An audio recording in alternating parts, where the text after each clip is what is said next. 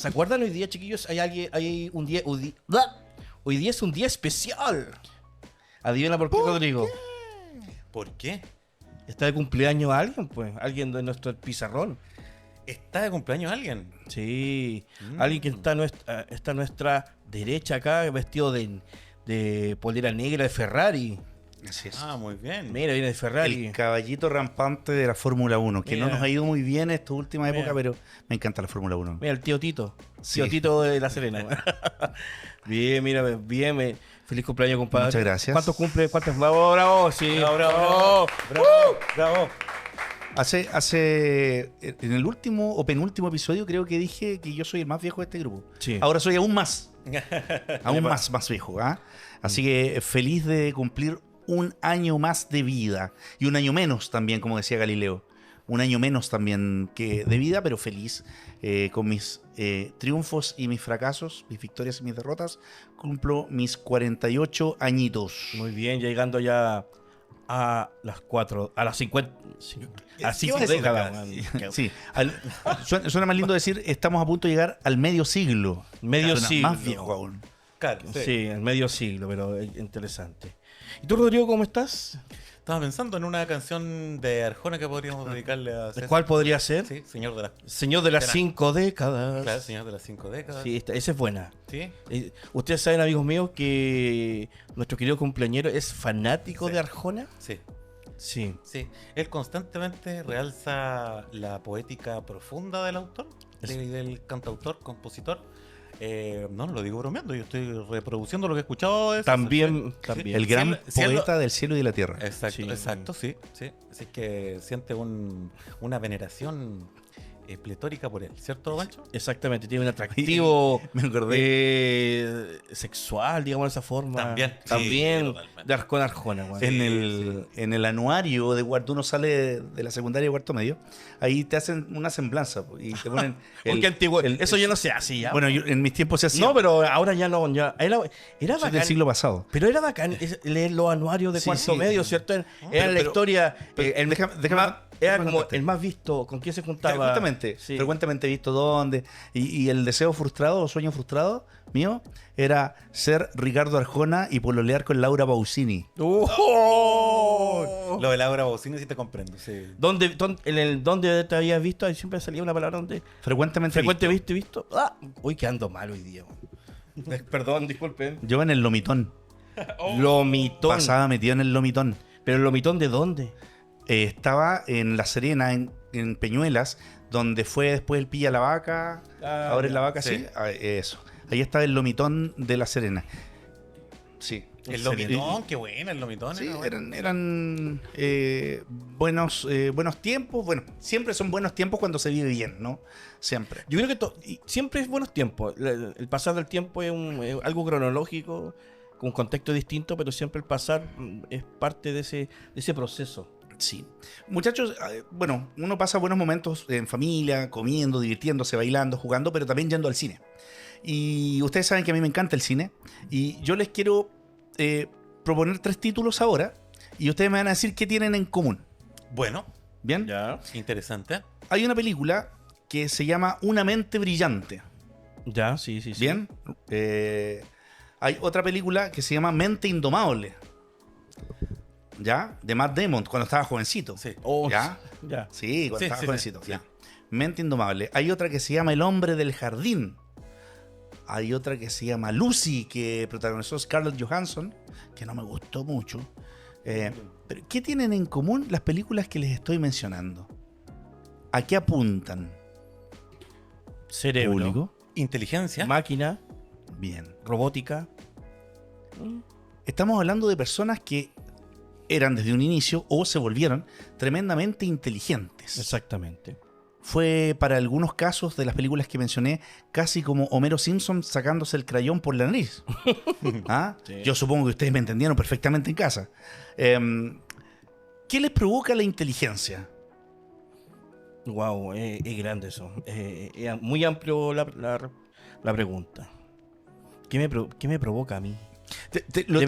Depende de la inteligencia, depende de qué tipo de inteligencia estamos hablando. Ay, wow. No vamos a hablar de inteligencias múltiples, vamos a entrar en, no vamos a entrar en esa vereda. Nos vamos a agarrar a combos. Sí, no vamos a agarrar a combos. No vamos a entrar en esa vereda de... ¿Cómo se llama el autor, Rodrigo, de las inteligencias múltiples? Howard Gardner. Ese mismo. Que podemos estar de acuerdo o no tan de acuerdo con él. Y creo que ese es un temón como para tratar aparte, ¿no? Sí, exactamente, sí.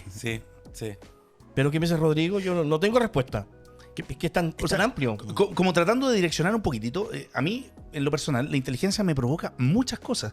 De hecho, alguien alguna vez me dijo, y me puse a leer, y tenía toda la razón, yo soy un tipo de los que se definen sapiosexual. Yo hablar con una persona inteligente me derrite, o sea, caigo a los pies de una persona inteligente con quien pueda mantener una conversación no tan solo superficial, sino una conversación, incluso debatir. A mí me encanta que me hagan sentir que estoy equivocado, con argumentos.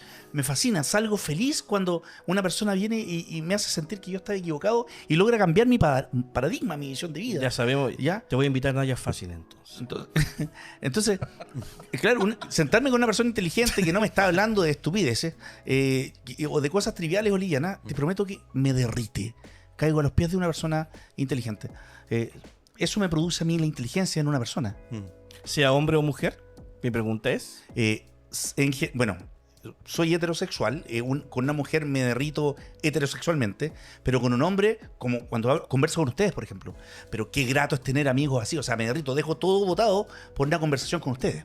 Muy bien. Y lo hemos experimentado. Sí. Una conversación entre nosotros es tremendamente grata. Y muchas veces hay personas externas que nos escuchan conversar y nosotros nos miran y nos dicen, por favor, sigue conversando. Y no es que nosotros nos creamos inteligentes, sino que cuando tienes una conversación que deja lo trivial, deja lo cotidiano, deja lo superfluo, sino que va un poquito más allá y arroja a veces datos sobre la mesa, a mí en lo personal me atrae profundamente. Rodrigo, ¿qué piensas sobre esta lista de César? Se me ocurren varias cosas que dialogan como con lo que traía como reflexionado, ¿ya? Lo primero es que la primera noción de inteligencia que me apareció en la vida frecuente es la racional, como entendía como la capacidad intelectual, ¿ya?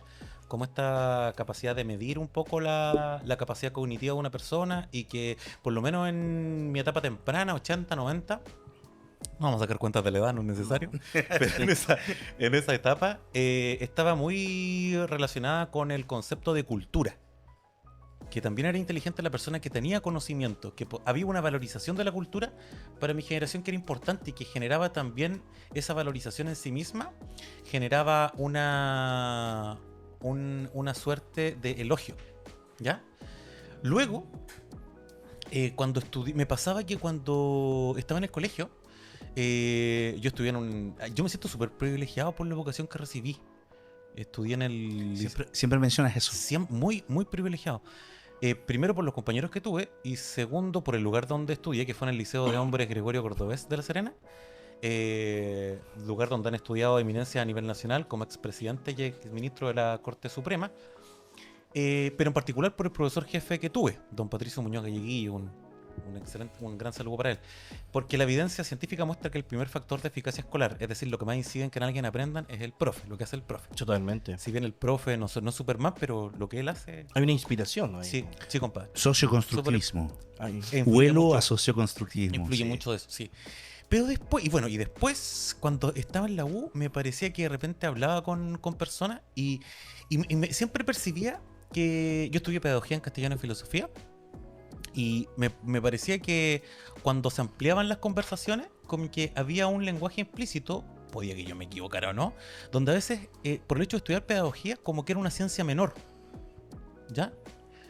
Y ahí empecé a captar algo que ahora se habla mucho, pero que desde hace tiempo también, pero tiene que ver con esta lectura a veces de que ser inteligente también es ser winner y quién es más astuto y cómo yo la hago y un poco estas perspectivas de lectura que tienen que ver con la astucia, con el mover social, ser con vivo, con esta idea, sagaz. Sí, con estas ideas que están muy de moda, que provienen de Maquiavelo, como de estas lecturas del Príncipe, donde uno tiene que saber moverse, donde el líder tiene que estar preparado también para moverse también en lo malo, si bien tiene que tender hacia lo bueno, donde la moral es tremendamente flexible, totalmente, y no importa nada, y si destruimos a alguien no hay que sentirse mal, porque en realidad es una destrucción en sí misma. ¿Y qué me pasaba? Tengo recuerdos que de repente en esos tiempos de Dionisio, cuando de repente, Bacanales. claro, uno tiraba un poquito en la lectura y tú percibías eso y tú decías, bueno, a lo mejor es una idea mía, entonces hablemos. Y cuando tú tirabas esa lectura, y siempre llegaba un momento donde el conocimiento sí adquiría valor. Ujú. Y se llegaba de, oye, estáis siendo winner y no sabéis nada de lo que estáis hablando. Claro. Entonces, ¿qué pasó? Claro. ¿Y por qué les cuento esto? Vale la lata. Porque lo que creo ahora sobre la inteligencia ¿Qué hora es? también están integrados. ¿Qué hora es? Qué falta de respeto. Sí, tarjeta amarilla de nuevo, ¿ah? Sí. Hay que darle humor. Hay que darle humor a esto. Sí. Ya, continuemos. Te mostraría un dedo, pero estamos en vivo. Te lo muestro igual, ahí estamos. ¿eh? Yo te voy siguiendo, querido Rodrigo. Por favor, continúa. Gracias. No, también. Entonces, ¿qué ocurre? Que después me di cuenta que todo eso también estaba integrado a algo que hemos hablado harto acá, pero también nosotros en particular, y que tiene que ver con que influye mucho también cómo yo me vinculo con los otros y conmigo. Entonces, ¿para qué voy a sentir a hacer otro que no sabe? Si es tan pretenciosa esa actitud, porque todos no manejamos absolutamente nada. O sea, había un profe de literatura en la U que decía que faltarían todos los años de Matusalén más 1000 años para leer el 1% de lo que se ha escrito. Y Y es verdad. Sí. entonces, es como, no sé, yo creo que influye mucho en este sentido de inteligencia. También una inteligencia espiritual, también en cómo yo me vinculo conmigo, con el conocimiento, en función de mi objetivo propio y no comparándome con el otro, destruyendo al otro. Ya, la comparativa, el competir conmigo y no con un externo. A ver, yo me voy a poner la 10 un ratito, niño. Pero quería- Adelante, por favor. Quería responder algo. No. Dentro de la pregunta que generó el estimado cumpleañero César Cincuentón, Aún no. aún no. Creo que la inteligencia seduce, estamos claros, sí. Pero en mi caso, como experiencia personal, en el colegio, en el emblemático colegio, no. No, creo que una de las cosas que a mí me llamaron la atención desde muy pequeño fue la sabiduría de los viejos. Creo que esa inteligencia de escuchar, de solamente saber escuchar, colocar atención, fue lo que me llamó siempre la atención, sea quien sea. Desde la persona más humilde, desde la persona que sabía nociones de campo, desde la persona que sabía cortar el pasto, de la persona que podía sacar la basura. Siempre mi reflexión fue escucharlos, observarlos y entrar en esa reflexión propia de uno. Yo creo que esa es la inteligencia que yo captaba, que yo me seducía y que yo de una forma aprendía. Por eso siempre me han molestado a mí y me sigue molestando mis grupos de amigos que yo me junto con puros polillas.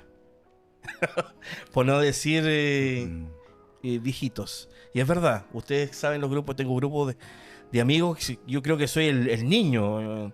Muchos sobrepasan los 80, 70 años. Sí. Entonces, siempre fue una capacidad de escucharme y sentarme al lado de una persona de edad y escuchar su historia, escuchar sus reflexiones, escuchar lo que tenía que contar, lo que tenía que expresar. Generalmente se daba mucho la gente de campo. La gente de campo es una persona muy, muy callada, pero con su silencio, el silencio habla mucho de ellos. Y cuando hablan pero con una riqueza espiritual, una riqueza propia de su mundo, y en el cual siempre me llamó la atención y la curiosidad. Y esa curiosidad y esa forma de expresar me fue atrayendo por la historia, me fue atrayendo por las ciencias sociales, la humanidad. Yo creo que eso fue un despertar mío desde la inteligencia. Esa fue la seducción propia de que me gusta la inteligencia. La causa primera, como Sí. diría Aristóteles. Entonces yo de ahí partí. Yo creo que esa es mi forma de ver el mundo hasta el día de hoy. Yo me siento con una persona y la escucho. Y a lo mejor yo no hablo nada, pero sí yo aprendo de ella. Y eso es lo que a mí me emociona. Y eso es lo que me gatilla. Casi siendo un cientista social, un antropólogo sentado, a lo mejor hacía antropología desde pequeño y no me daba cuenta. Pero esa era la forma que yo me relacionaba con la Te relacionaba. inteligencia. Fíjate que es súper interesante lo que estás diciendo, Francisco. Tuve el privilegio de compartir conscientemente con mis 4 abuelos. Y claro, uno se sienta a conversar con los ancianos y hay una sabiduría allí. Y aquí es donde recién decía, quiero ponerme la de un rato y bajar la pelota al piso en idioma futbolero. Porque estamos hablando de inteligencia. Hay una diferencia con la sabiduría, hay que hacer una diferenciación. Pero ¿qué es inteligencia? ¿A qué estamos llamando inteligencia? Etimológicamente hablando, si vamos a la definición en sí, este concepto, inteligencia, este constructo, viene del latín, ¿cierto? Muchas veces del intelligere o del ictus legere, que dice relación con el tomar decisiones, con el saber elegir, en el fondo, el saber elegir. Y este saber elegir, este tomar decisiones, hasta el día de hoy nos acompaña y nuestra humanidad de alguna manera ha evolucionado gracias a esta inteligencia, a esta toma de decisiones. Nosotros de alguna manera, los seres humanos, nos apartamos de la naturaleza de forma consciente, a pesar de que la naturaleza es muy superior a nosotros, nos tiene absolutamente allí. Pero intentamos hacerlo. Por ejemplo, huimos de la selección natural. El solo hecho de que exista la medicina, es alejarnos de la selección natural, ir en contra de ella, de hecho, ¿ya? Y suena muy cruel, y el hecho de darle un atisbo de crueldad, de darle un peso semántico de crueldad, por ejemplo, a dejar morir un niño porque está enfermo, ¿cierto? Eso también es un constructo humano, porque los animalitos lo hacen, ¿cierto? La selección natural, a través de la medicina nosotros vamos en contra de ella. Esta inteligencia nos ha permitido sobrevivir como especie también. Bien, entonces este saber elegir el día de hoy, esta inteligencia, este constructo, nosotros, ya sea por el paradigma clásico o el de las inteligencias múltiples, en algunos de ellos hasta medimos la inteligencia con test de coeficiente intelectual, que algunos llaman a que ya están obsoletos. Esta inteligencia el día de hoy también se ha fabricado de manera artificial. Y estamos en la era de la inteligencia artificial. Entonces, hablemos sobre esto, pongamos este tema ya de lleno sobre la mesa. Es súper interesante. Esta inteligencia artificial, bajo los paradigmas que yo acabo de mencionar, ¿está bien llamada inteligencia? Para partir, ¿qué opinas, Rodrigo, Francisco, sobre esto? Mira, yo creo que hay que pensar. Yo creo que esto hace un par de años con Rodrigo lo conversamos. ¿Te acuerdas cuando empezó el boom de la inteligencia artificial? Enero de 2023. Enero, muy bien. Mira. Sí. Sí, de ahí fue como las fechas boom de la IA. Sí. Francisco, disculpa. Permíteme recordarte algo. Dime. En ese enero de 2023, con el Pencho estábamos preparando un curso de pensamiento de la cultura maya mapuche. Y recuerdo cuando estábamos ahí, vimos la noticia del surgimiento de ChatGPT y entramos a la página y colocamos Francisco Aspebou. Bou, ¿está bien pronunciado? Sí. Aspebou. Y luego en esa... Y empezó a dar una descripción del Pancho. Pero es un historiador chileno de la región de Coquimbo, de La Serena, que se interesa por tal cosa, esto, tal. Fue muy detallada la descripción que uso. ¿Te acuerdas, Pancho? Sí. Entonces, volviendo a ese tema, de ahí nos colocamos a pensar qué estaba pasando en el mundo, qué era la IA, la inteligencia artificial, cómo se venía, nos iba a dejar de lado, qué iba a pasar con la moral, con la ética especialmente. Y empezamos a escribimos una nota para el Observatorio, me acuerdo, ¿te acuerdas? Sí. Una nota sobre educación en la IA. Y recuerdo perfectamente mi parte que escribí, y yo empezaba con un poco de historia de esto de la IA. Y voy a empezar con esta pregunta. En 1950, si no mal lo recuerdo, este pensador llamado Alan Turing plantea una gran interrogante. ¿Pueden las máquinas pensar? Y se las dejo. Y ahí generó este revuelo, este filósofo pensador que planteaba en 1950, ¿pueden las máquinas pensar? Todavía recuerdo que lo escribí, lo cité, me acuerdo ahí en esa nota para Observa Todo, y de ahí partía todo. Es un desglose. Entonces, hemos visto que las máquinas de una forma quieren llegar al nivel del ser humano, pero ¿cómo ha sido este transitar? Ha sido un transitar en el cual el ser humano ha podido acomodarse a las máquinas, a la inteligencia artificial, o tenemos que esperar todavía, o va a llegar, o las máquinas van a llegar a estar al mismo nivel? ¿Qué dicen ustedes? ¿Qué responden a la pregunta de hace más de 50 años de Alan Turing? ¿Podrán las máquinas pensar por nosotros? Es interesante porque, gracias César, es interesante primero porque en la noción de inteligencia va variando a lo largo de la historia. Por ejemplo, en el área educativa va a ser súper importante desde la perspectiva en la cual se mire. Ya, ahora, hay una idea que pasa particularmente en Chile. Los sistemas educativos se rigen por los sistemas educativos en sí mismos, lo que constituye su filosofía, su ideario, pero hay algo que pocas veces se menciona, que es el modelo evaluativo, no el modelo educativo, el modelo evaluativo de los países. Existen generalmente 5 modelos evaluativos: evaluación para el aprendizaje, evaluación para la justicia social, pero hay uno que es el que menos se utiliza, que es el que Chile tiene, que es el modelo de accountability, que es la rendición de cuentas. ¿Cómo se llama? ¿Ya? Accountability. Así aparece en la literatura Nunca inglesa. lo había escuchado. Así aparece en la literatura en inglés. ¿Y qué ocurre con esto? Que es el traducir, si ante la pregunta implícita de si el sistema educativo es de calidad, ¿cuánto rinde un sujeto en comparación a un grupo, a un grupo ya determinado, a una muestra determinada?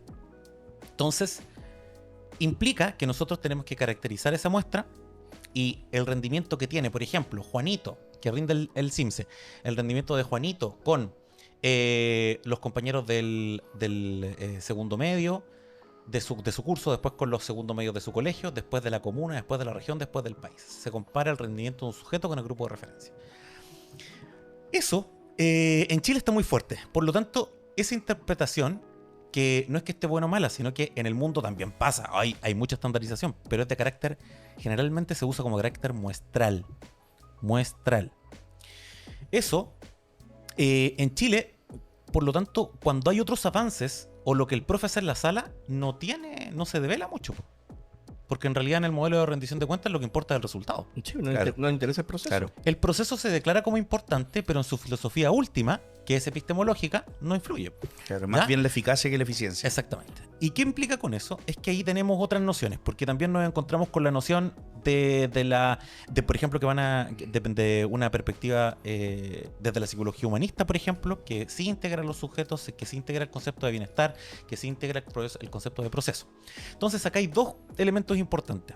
Primero, cuando hablamos de, por ejemplo, de la inteligencia, de cómo se mide en las escuelas o cómo nos miden nosotros en los trabajos, hay 2 perspectivas que dialogan desde que estamos en el colegio. Una es psicométrica y otra es edumétrica. Y la psicométrica tiene relación con el comparar el rendimiento de un sujeto en un momento determinado, bajo ciertas características, bajo cierto ambiente, que aseguren que los resultados de esa aplicación, de ese test, sean confiables. Ya fueron medibles porque se creó un contexto y se aplicó un protocolo para ello.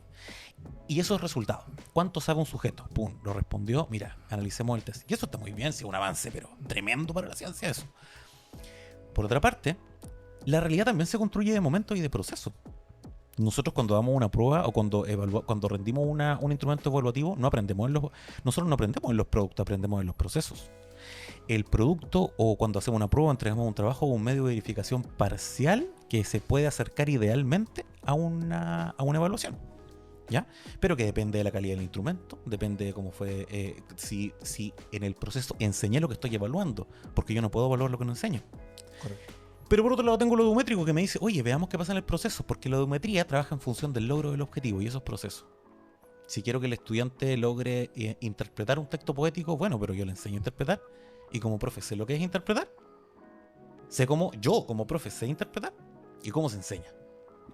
Claro. Entonces, estos elementos de inteligencia tienen una perspectiva, pero así, polisémica, pero del porte de un buque, ¿ya? Y va a depender mucho de la perspectiva epistemológica. Cuando hablamos de la epistemología, es una rama de la filosofía que estudia el origen del conocimiento científico. Entonces, cuando hablamos de lo epistemológico, es de donde yo veo la realidad. Varela y Maturana hablaban muchísimo de que nosotros tendríamos que acostumbrarnos en nuestro país a hablar de esto. ¿Qué pensamos? Y ahí integrar. Es decir, que no en un ideal, sino que, oye, ¿qué cosas queremos? ¿Ya? Pero acercando posiciones. ¿ya? No en esta lógica de competir ni de mostrar que uno sabe más que el otro, no, sino que qué se construye en conjunto. Bien.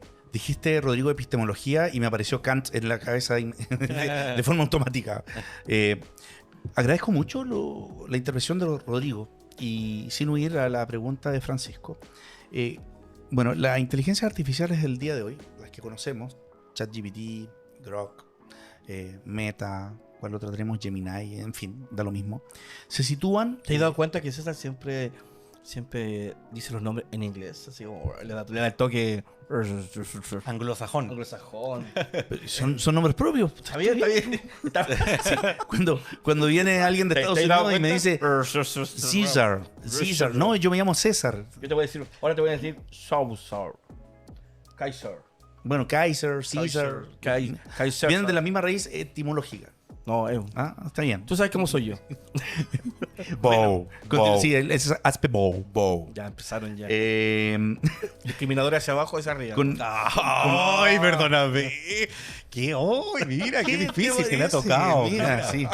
¡Qué sino es! Pobre Francisco. Pobre Francisco. Aspe Bow. Ya.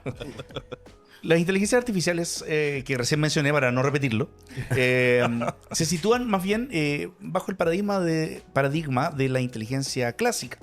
No vamos a hablar de inteligencias múltiples con inteligencia artificial. No. ¿Cierto? Ya, ok. Entonces dejamos la inteligencia múltiple totalmente aparte. Estamos hablando bajo el paradigma clásico de la inteligencia. ¿Y qué pasa con la pregunta de Francisco? Yo creo que de alguna manera, acordándome de Kant y de caer en la trampa de Kant, creo que la pregunta implícitamente, sin que Francisco lo quiera, trae una trampa, que es tratar de comparar velocidad, rapidez en los resultados versus la real toma de decisiones. Velocidad no es inteligencia. Rapidez no es inteligencia. Oye, no, ojo, no es pregunta mía, es de Turing. Hace 80 años. De Turing, gracias. Alan Turing. Que parafraseó a Turing. Sí, no Sí. es pregunta mía. Entre paréntesis, la película que siempre traigo a colación, películas, El Código Enigma. Ah, buenísimo. Véala y va a ver al gran inventor, Ahí está ingeniero y la creador. manzana. Justamente. la Y manzana. vas a ver de quién está hablando Francisco Aspebow. Ahí está la manzana de Apple. Oh, perdón. Sí, ¿cierto? Sí, está bien. El logo de Apple es la manzana mascada con el... Sí, no sé si es apócrifo o es real, pero he escuchado Dice- eso. dice la mi- Esta mordida, Mm. producto justamente en honor a Turing, A Turing. que fue La castración condenado a muerte química. por el solo hecho de ser homosexual. Exactamente. Qué terrible la época. Bueno, no podemos juzgar el pasado con códigos del presente, pero el día de hoy no deja de aterrarnos un poco y qué bueno que como humanidad hemos avanzado en eso. Creo que velocidad no es sabiduría, velocidad no es inteligencia. Y si se está en el paradigma clásico, el paradigma clásico tiene 4 grandes dimensiones. Dentro de una de ellas es la rapidez en cálculo, el razonamiento lógico es otra. Una es la toma de decisiones. Y creo que allí, en ese cuadrante de la toma de decisiones, es donde la inteligencia artificial se me queda atrás. Creo que en la rapidez del cálculo es extremada, pero insuperable por un ser humano. Insuperable por Ahí un ser humano. te insuperable. tengo una pregunta Pero- ahí para detenerme ahí un segundo. ¿Puedo o no puedo? Quiero terminar Dale, el punto. Pero en la toma de decisiones es donde la inteligencia artificial se me queda absolutamente atrás. ¿Por qué? Porque la inteligencia artificial no se hace responsable de las soluciones. Y aquí voy a entrar en un tema y que lo vamos a saltar un momento porque, Francisco, que no se te vaya lo que ibas a decir. Porque aquí entro en el tema de la ética y de la moral.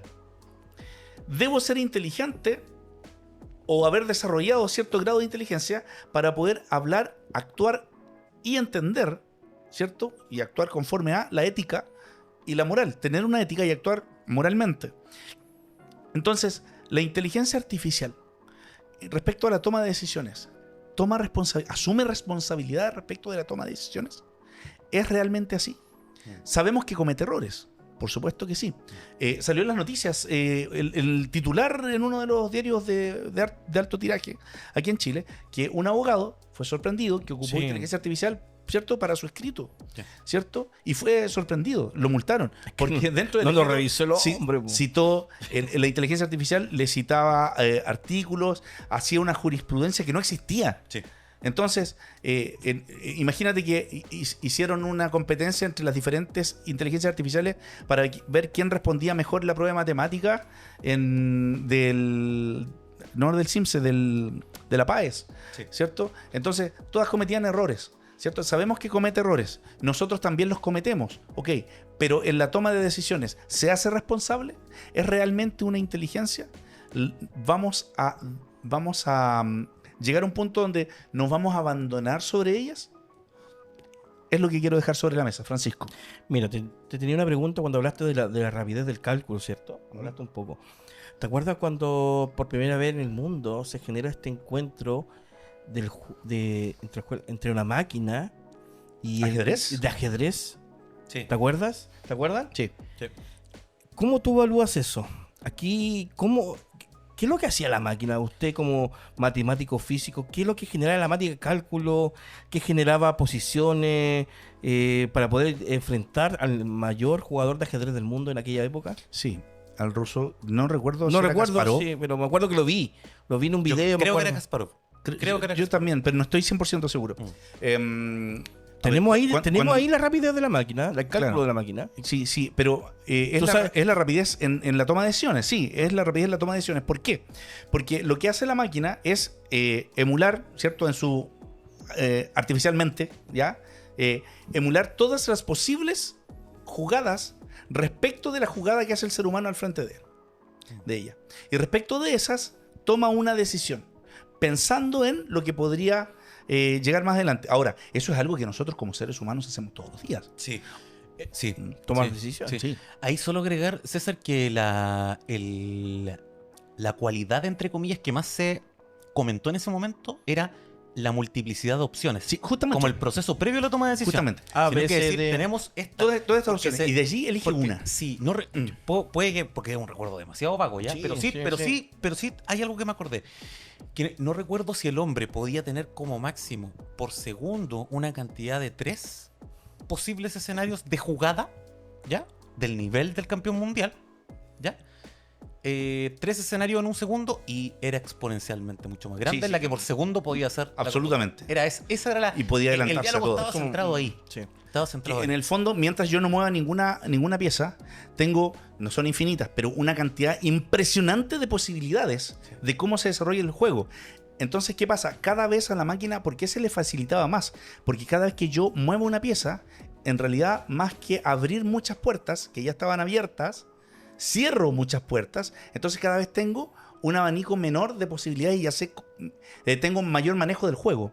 Entonces, claro, allí hay una toma de decisiones respecto de una multiplicidad de posibilidades de decisiones a tomar, que es lo que estaba planteando Rodrigo. Sí, por ejemplo, quiero retomar quería comentarles, retomando un poco la noticia que hacía mención César, ya en una nota de BioBio, el periodista judicial Fabián Polanco comenta cuyo titular en la noticia que él redacta es que abogado multado por citar jurisprudencia inexistente Ahí está, ¿ves? llama a utilizar a usar la IA con responsabilidad y seriedad, ¿ya?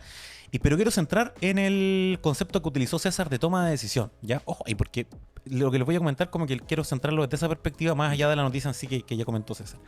Lo primero es decir que el segundo juzgado civil de Concepción va a sancionar por usar jurisprudencia inexistente obtenida a través del uso de inteligencia artificial al abogado Franklin Bustos y que hizo este último un llamado a ser responsables con el uso de la tecnología. Bueno, cabe recordar que en el marco de esta de una demanda en la que el jurista actuaba contra una constructora, su estudio presentó sentencias con antecedentes que supuestamente respaldaban la acción legal. Sin embargo, el abogado de la empresa, Jorge Enríquez, advirtió que era una jurisprudencia inexistente, ¿ya? Y ahí nace la sanción de una multa de una UTM, que eran 69.611 pesos, ¿ya? Bustos, es decir, que el abogado que fue, El sancionado. digamos, sancionado, él admitió el error y dice dos cosas que quiero resaltar. Lo primero es que dice que ojalá esto sirva como una lección para poder avanzar, para aprender, ¿ya? Pero también él dice que no hubo una revisión previa, porque esto fue elaborado por parte del estudio que él lidera.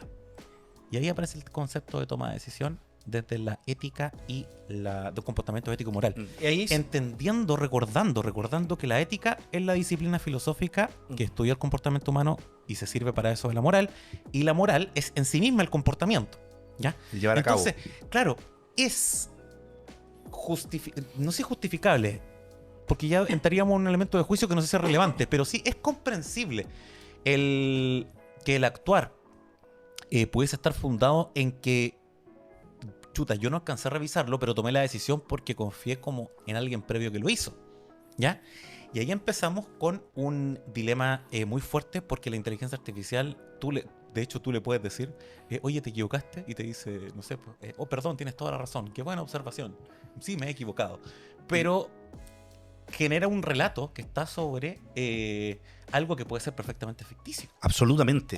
Con la invención de evidencia, solamente porque quiere tratar de entregar algo que respalde tu idea. Pero ojo, hay dos cosas, o tres cosas súper importantes. La primera, que pongo en el tapete, es que hay varios países que hoy día están regulando el uso de la IA por la toma de decisiones y la ética. Sí. ¿Ya? Hay leyes que no se... Hay países que están legislando el uso, en qué temáticas se puede utilizar o no se puede utilizar. Sí. Entonces hay que colocar en el papel.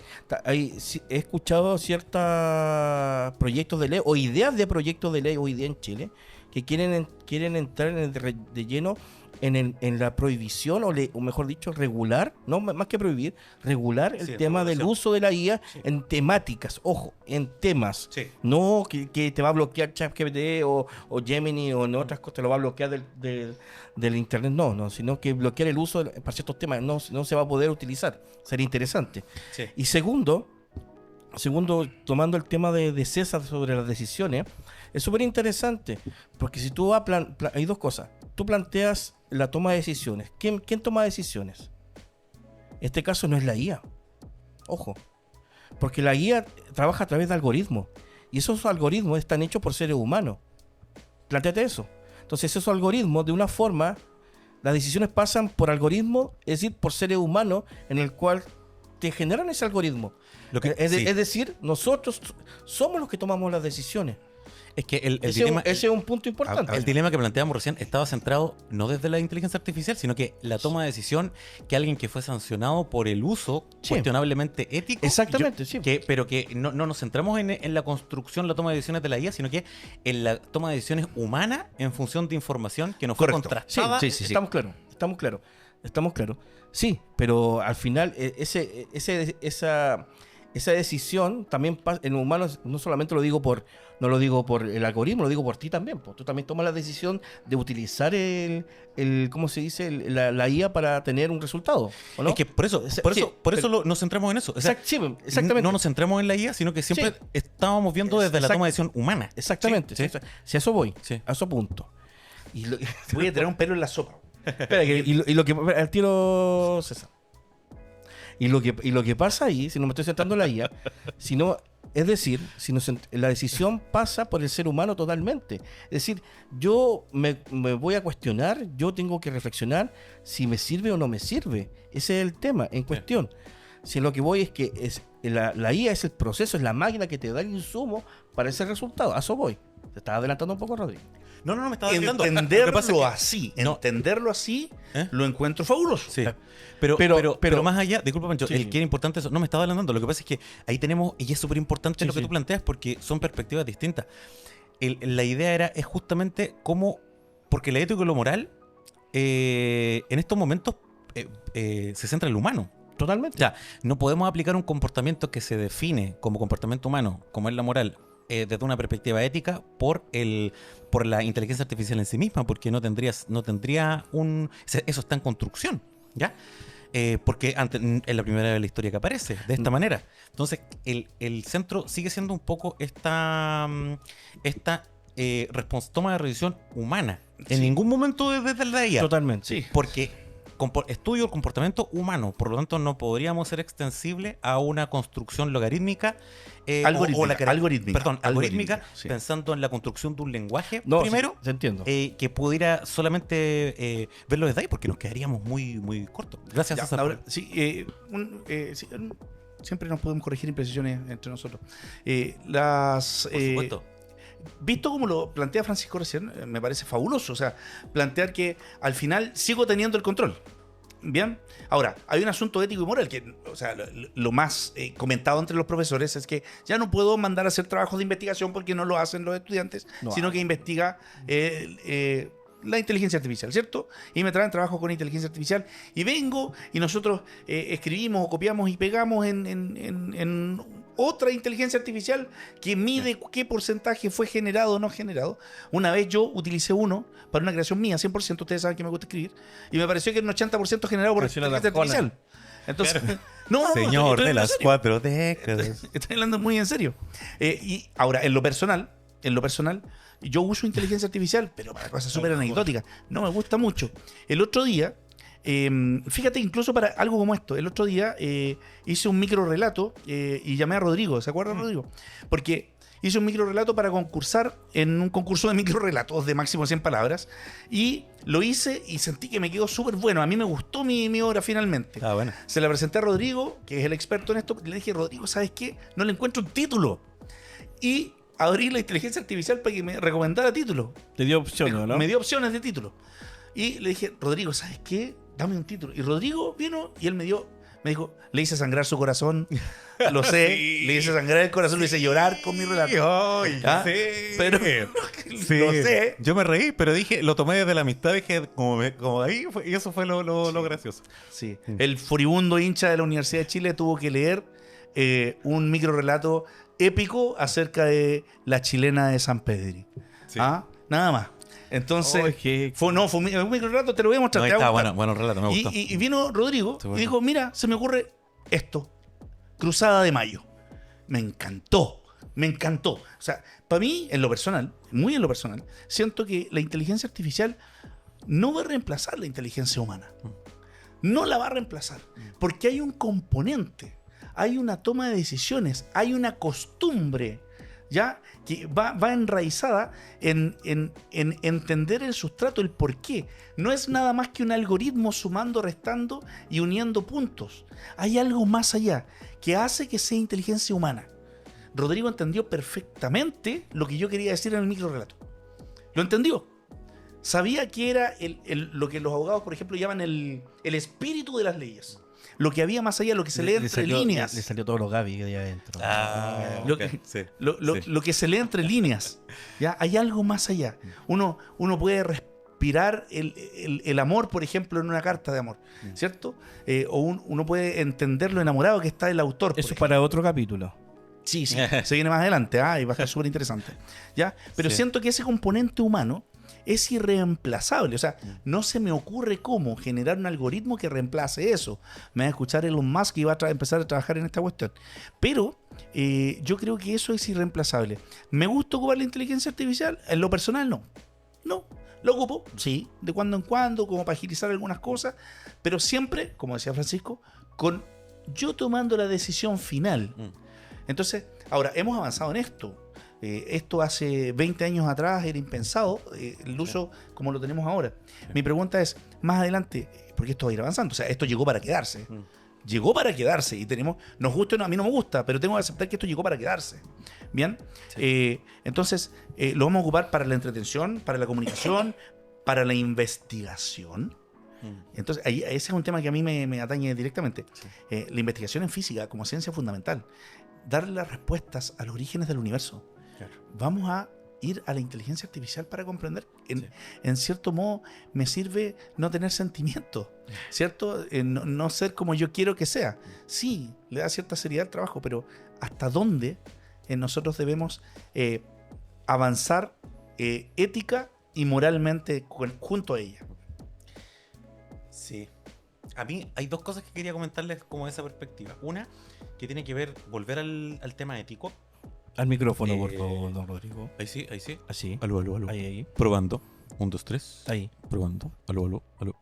Volver al tema ético porque quería comentarles dos cosas. Una, que hay una moción de que está ahora que está desde hace un tiempo, pero quiero partir contextualizando lo que pasó en el año pasado, ya 2025. Hay una nota de la Radio de la Universidad de Chile del periodista Camilo Vega Martínez del 27 de julio y él muestra un poco que en ese tiempo, previo a la preparación de las candidaturas presidenciales, en ese tiempo, Evelyn Matei acusó a sectores del Partido Republicano de alterar videos suyos con inteligencia artificial.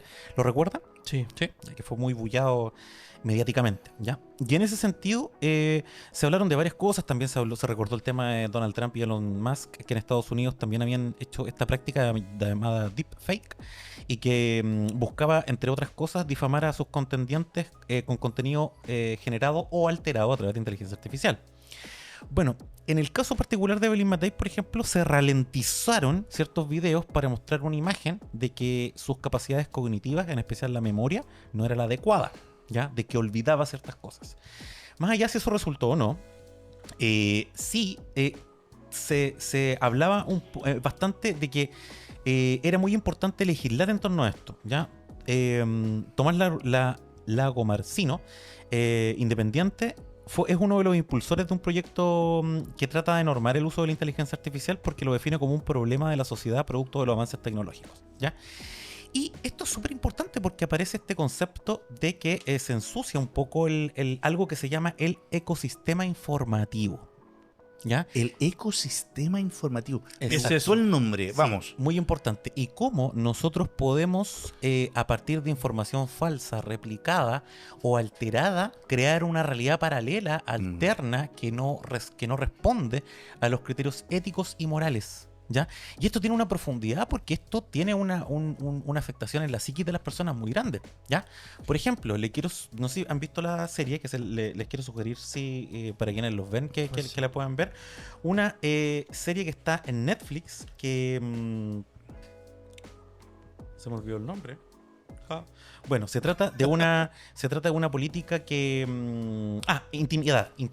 Es una serie breve que está en Netflix, española, bastante buena, que es cómo se empiezan a filtrar cosas de su vida privada a partir de una fotografía y cómo construyen una narrativa que busca destruir su imagen. Y en eso destruyen la vida social de la familia, de ellos como familia. Entonces, esto es mucho más complejo, ¿ya? Porque nos encontramos que estas perspectivas éticas responden un poco a lo que queremos como sociedad y que queremos como para nuestras generaciones que vienen, ¿ya? Es decir, ¿queremos que las personas quiebren su salud mental? ¿Queremos a tipos que en realidad siguen ideas que se pueden desapegar tanto, disociar tanto, que no les importa un rábano lo que pase con el mundo psíquico de otro? Porque en realidad todo está como en función de un fin, y de un fin político y de bienestar común, dependiendo de la perspectiva en la que se mire, donde están todas las áreas involucradas, porque es un problema global. Entonces, esto es súper complejo. Es súper complejo desde la perspectiva ética. Más aún con otro serie Intimidad, si la pueden ver en Netflix, muy buena. Y es una serie breve. Y también, por ejemplo, hay otro elemento importante, que se creó una red social para IAs.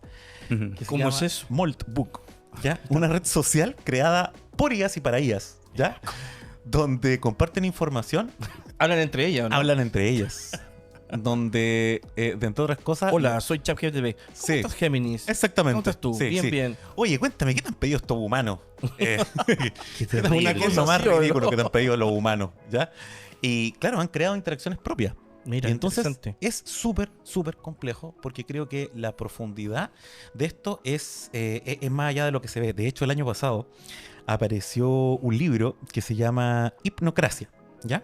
Describía, les voy a leer algo literal, de la nota publicada el 6 de febrero de 2026, y que en la última noticia, entonces dice que el libro describía pequeñas trampas de la inteligencia artificial.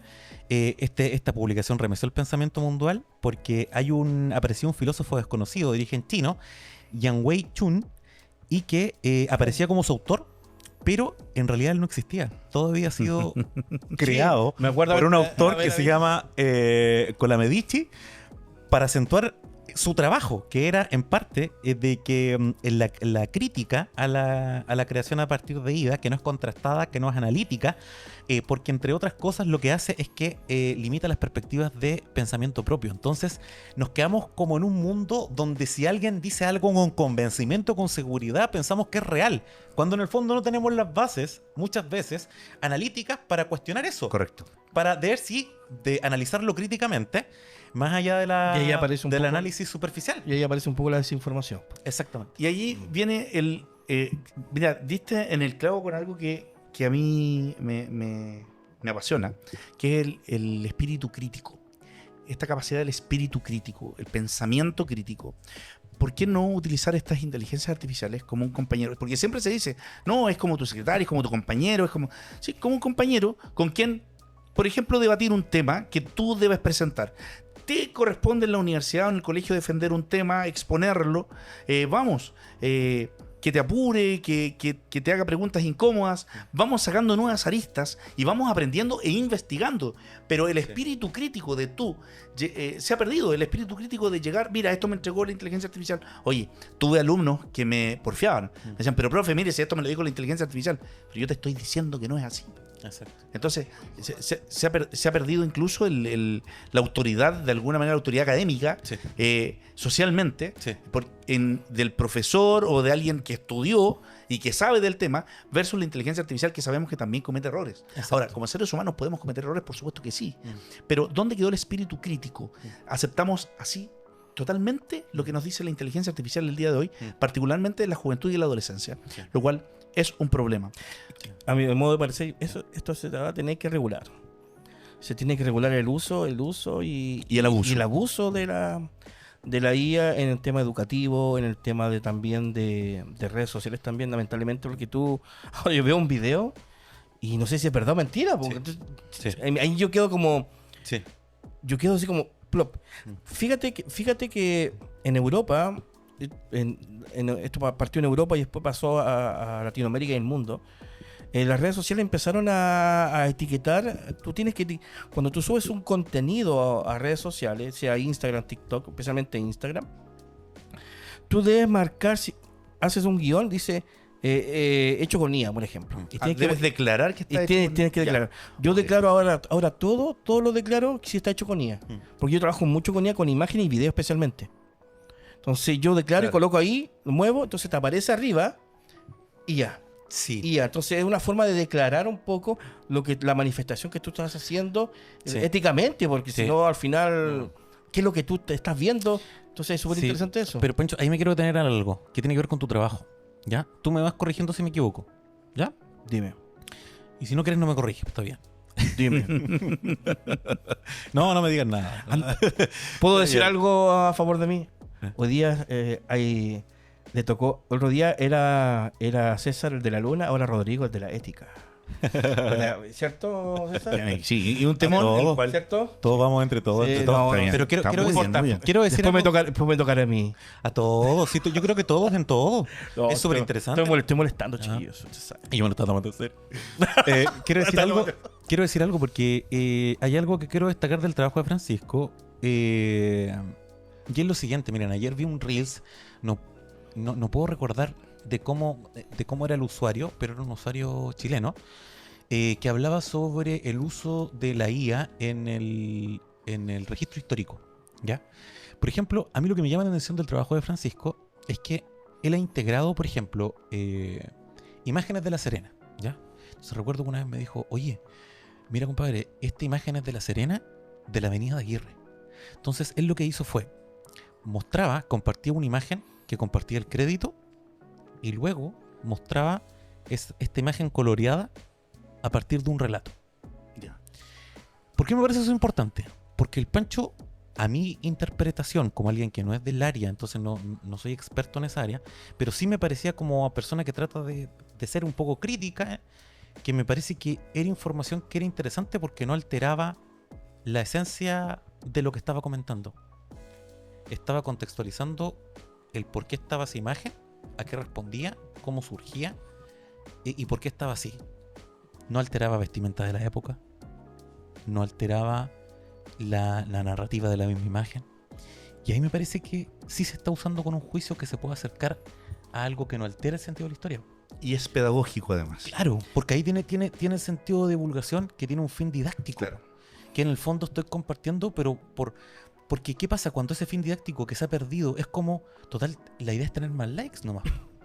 Entonces claro, no importa si lo que realmente es cierto lo que estoy diciendo, sino que cuánto alcance tiene. Y eso no sé si es lo mejor.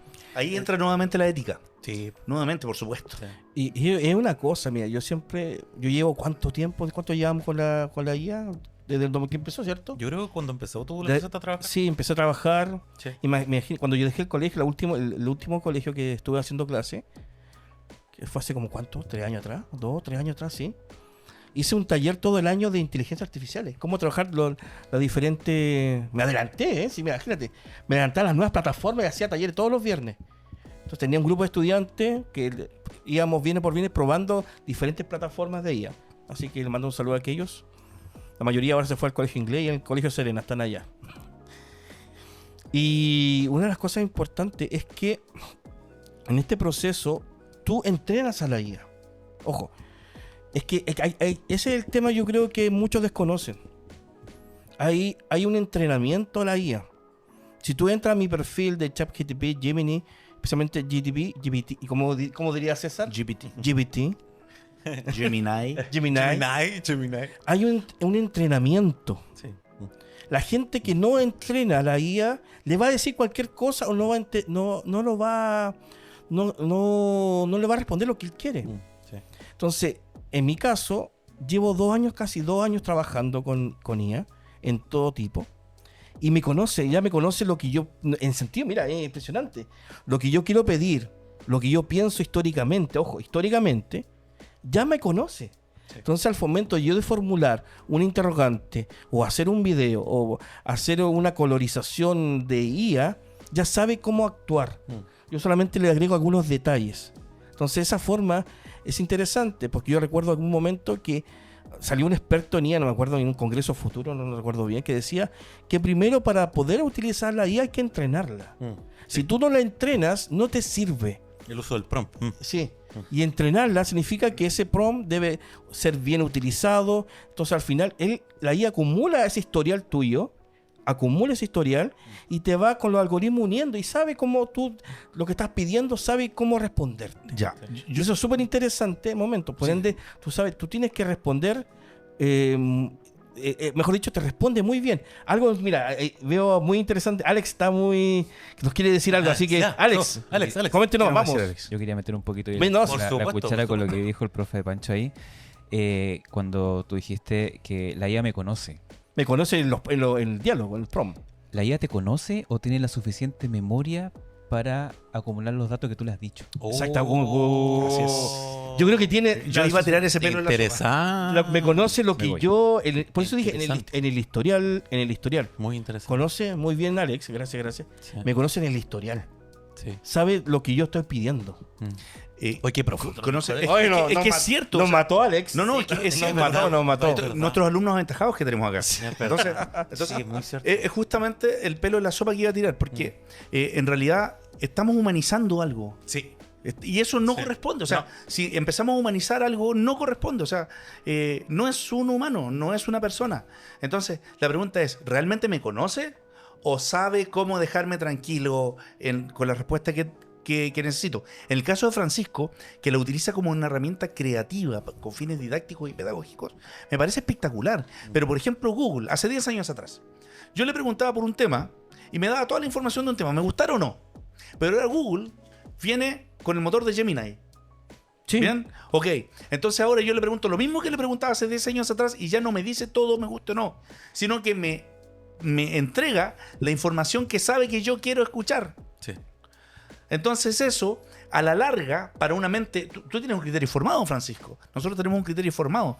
Pero voy a los adolescentes, a los niños, a los jóvenes que están formando su criterio, formando su pensamiento. Sí. Y usted que está en la casa, que tiene niños, que tiene adolescentes en la casa. Si le empiezan a decir lo que quiere escuchar solamente, va a generar a la larga un sesgo cognitivo. Sí. Y ese sesgo cognitivo es tremendamente peligroso, porque genera personas fanáticas. Y no estoy hablando de fanatismo por un equipo de fútbol. Estoy hablando de fanatismo por ideas. Y más encima, con mucha información para solo defenderlo, sin darse cuenta de los contras que tiene esa idea de la cual se volvió fanático. Sí. El sesgo cognitivo es peligroso. Sí, eso es súper importante. De hecho, a propósito del sesgo cognitivo, quería comentarles 2 cosas. ¿Ya? La primera es una investigación que publicada el año 2024 que se llama El uso de inteligencia artificial y sus desafíos para la evaluación académica. Una revisión de la literatura. Los autores son Guillermo van der Linde y Tamara Mera. Lo que hacen los autores es hacen un análisis bibliográfico y lo que hacen es tomar, el objetivo es examinar las potenciales ventajas y desventajas del uso de ChatGPT y otras tecnologías de escritura y la evaluación según la literatura disponible, ¿ya? Los resultados, bueno, tomaron a las finales la metodología de la investigación es cualitativa. Los estudios cualitativos lo que buscan es comprender la realidad. Entonces lo que hacen es que se meten se ingresan en las profundidades del sentido de lo que tiene para tener una mayor comprensión. Por lo tanto, el tipo de análisis que se hace una vez que se eligen los artículos, se hace un proceso de cribado, se eligen, se quedan con una muestra final y a partir de eso empiezan a hacer el análisis de contenido, ¿ya? Para tratar un poco de responder al objetivo de la investigación. ¿Cuáles son los resultados de esta investigación? ¿Ya? Que se centró en el análisis de la fuente y en la evaluación crítica de la fuente. Lo primero es que dijeron, hay 3 preocupaciones principales que surgen. Primero, las preocupaciones sobre plagio o de preocupaciones éticas. Segundo, si la capacidad de las tecnologías de inteligencia artificial como ChatGPT de revolucionar y hacer avanzar la educación superior están siendo abordadas. Y la necesidad docente y en ese contexto el rediseño de las evaluaciones que se toman, ¿ya? Y aquí quiero hablar de un poco desde lo práctico. Porque ustedes lo mencionaban hace un ratito y me parece súper relevante que todo lo que lo vayamos conversando entre todos los que ven el podcast también, porque esto nos va a servir, porque no es ajeno al sistema educativo, ¿ya? Por ejemplo, es súper importante que podamos retomar algunos hábitos de lectura, bien sabidos, pero también de escritura. Sí. El escribir con papel y lápiz. Que cuesta ¿Ya? eso. Hay una construcción de sentido, de pensamiento, hay una línea de trabajo muy fuerte ahí que tiene que ver con la neurolingüística y cómo la incidencia de escribir a mano nos ayuda para fortalecer mayores habilidades, no solamente motrices, sino que también cognitivas, asociadas con la identificación de la información, el análisis y la inferencia. Entonces, si nosotros volvemos o fortalecemos la idea de escribir a mano, ya estamos construyendo un pensamiento de manera distinta y la construcción de la idea de significado distinta si lo hacemos por teclado. Y de hecho, el crear es una habilidad de nivel superior. Exactamente, sí, justamente. Entonces, eso es muy importante. Es una habilidad. No. Porque a veces nos podemos confundir con algo técnico, procedimental, ¿ya? ¿Cómo esto? Por ejemplo, si pedimos un ensayo y los estudiantes llegan a un ensayo y uno lo lee y uno siente que está en el elixir intelectual porque está feliz de que lo han logrado tus estudiantes. Pero después el estudiante lo verbaliza y no domina nada de lo que está diciendo. Uh-huh. Si yo centro la atención en ese producto, disociado del proceso, y solo con el trabajo de la tecnología, si lo empiezo a disociar, no estoy integrando en la tecnología. Estoy evaluando un producto que puede perfectamente no responder a las habilidades que el estudiante tiene. El manejo de la frustración, porque si el estudiante se acostumbra siempre a hacer algo con inteligencia artificial o una asistencia desmedida del recurso tecnológico, lo que hace es estar trabajando en función del producto. ¿Y qué pasa con el manejo de la frustración? Nosotros aprendemos en la vida en base al error. No es mucho lo que sacamos siempre del éxito. Aprendemos equivocándonos. Entonces, eso me parece muy relevante. Me parece. ¿Y por qué? Porque, por ejemplo, retomar la sabiduría que mencionaban los chiquillos, tanto en el relato como hacía Francisco, como también en la sabiduría como construcción del grupo de etarios, como decía César. Y para eso también hay un tipo de novela que es súper importante. Estamos en el tiempo, Rodrigo. Lo sé, por eso me estoy vamos apurando. Que me parece importante de recomendar, siempre en el afán de responder lecturas. Hay un autor que es que me ¿Bolaño? gusta mucho. No, en este momento no. Que se llama Kenzaburo Oe. ¿Ya? Y esta novela que se llama Una cuestión personal. Se las quiero recomendar justamente porque la descripción del proceso interno del personaje a partir de un narrador omnisciente, este narrador que como conoce todo lo que pasa en la novela, tanto lo que piensan, lo que sienten los personajes, como el conocimiento de la estructura en sí, es súper relevante, ¿ya? Hacer un poco esta analogía con la vida, ¿ya? De que no basta describir una acción, ahí no necesariamente hay profundidad.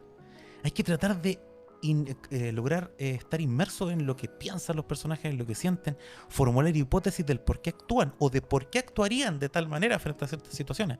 Porque así es la vida, así es la vida. Me parece. Perfecto. ¿Palabra para despedirse, César? Sí, yo también quiero recomendar este libro a propósito del tema. Se llama El cerebro del futuro, del neurocientífico Facundo Manes. Y léalo para que le dé una vuelta respecto del sentido que tiene de preguntarse cuándo fue que empezó el futuro. porque a veces nos da la impresión que estamos viviendo el futuro. Así es que el cerebro del futuro de Facundo Manes. Excelente. ¿Ya? Mi sugerencia de cine, una película de los años 80, cuando todavía no era el boom de la internet siquiera, El hombre del jardín. Buena película. Ya, los dejo con estas palabras al cierre. Me parece. Yo Francisco. no voy a recomendar ningún libro. Solamente quiero preguntarle a la IA si conoce el pizarrón de Prometeo. A ver, ¿qué nos dice? A ver. Uy. Ahí le vamos a preguntar, a ver si el micrófono. ¿Conoces, nos puedes describir quiénes son o qué es el pizarrón de Prometeo? No tengo un conocimiento previo sobre el pizarrón de Prometeo como algo públicamente conocido o ampliamente difundido. Pero si es un proyecto local o específico, quizás creado por ti o tu entorno, entonces es algo que podrías explicarme tú. Si me das más contexto, te puedo ayudar a armar algo a medida. Tú eres el experto. Pero es un podcast. Algo sabes, ¿cierto? Del pizarrón. No tengo información específica sobre un podcast llamado El Pizarrón de Prometeo en el ámbito público general. Si es un proyecto más... ¿Viste? Gente, ¿qué inteligencia artificial es? El ChatGPT no sabe, no conoce a pizarrón de Prometeo. Ni Santa Isabel nos conoce. No, Santa Isabel nos conoce. A ver, eso no es así. No está actualizado, es una mala inteligencia artificial. Chao. Pero esa es la IA, porque no está entrenada. Sí, chiquillos, y para cerrar quería compartir algo con ustedes, recordar algo que ustedes también dijeron. ¿Cómo podemos fortalecer nuestra inteligencia? Sugerencias y ayuda, volver al relato. Hable con sus conocidos, conocidas, hable con sus hijas, con sus hijos, cuéntele historia, cuéntele situaciones que sean importantes, que dejaron enseñanza, situaciones que tienen un componente valórico, el cómo actuar, mostrar cómo se actuaba frente a ciertas situaciones, que las nuevas generaciones puedan comprender que en este manejo ético, moral, al menos tengo que cuestionarme que no es tan sugerible cuestionar el presente con una mirada, el pasado con una mirada moral actual, porque son contextos profundamente distintos y a partir de ese aprendizaje del error es que tenemos lo que tenemos ahora para poder valorarlo. El relato es súper importante, la conversación genuina, valorando al otro como un sujeto legítimo, respetándolo, asumiendo las diferencias, sin esta disociación macabra, maquiavélica, ya que está intencionada, que se instala en el mundo en la que tenemos que lidiar. Y ahí nosotros podemos contribuir a eso. Ya chicos, entonces nos vemos en el próximo programa del Pizarrón de Prometeo.